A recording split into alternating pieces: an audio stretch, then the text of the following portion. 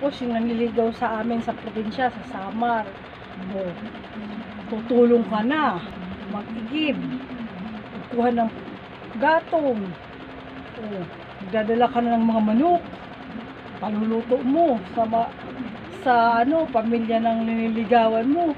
Tapos gabi-gabi, usap kayo ng usap, magdadala ka ng gaas. Kasi kailangan sa'yo ang gaas, mag-usap man kayo ng matagal sa gabi. Sagot mo yung gaas para may ilaw kayo habang nag-uusap. Tapos nangaharana doon, kantahan ng mga lalaki.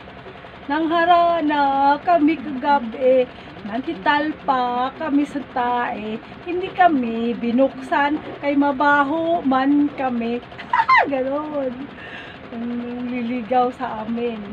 Pupunta sa isang bahay, sa liligawan niya, tapos habang mga tulog, kumakanta.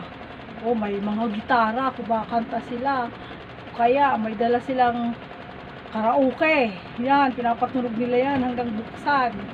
Nako, pag masungit yung pamilya ng babae, sisigawan sila, hoy, ingay nyo. Tumigil na kayo at pumasok na kayo, magdala na kayo ng gaas. Galon sa probinsya. Hindi ka basta-basta makikipag-date.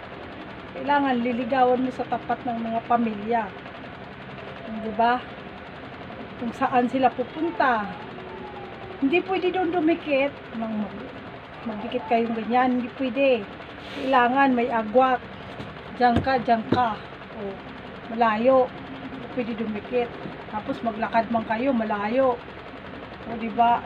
Hindi katulad sa Manila nga. O, magkahawak kamay, manunod ng sini, magkayakap, o magsyuta pa lang. Lahat ginagawa na nila, naghahalikan na sa sinihan. Pupunta sa isang lugar, naghahanimun na kahit hindi pa sila kasal, hindi pa nagsasama. Sa probinsya, bawal yun. Pag mag-asawa na kayo, magsama na kayo.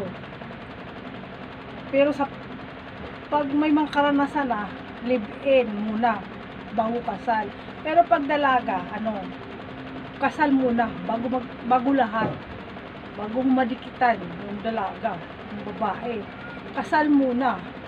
O diba? Ganun ang mga ugali sa probinsya, hindi basta-basta. Diba?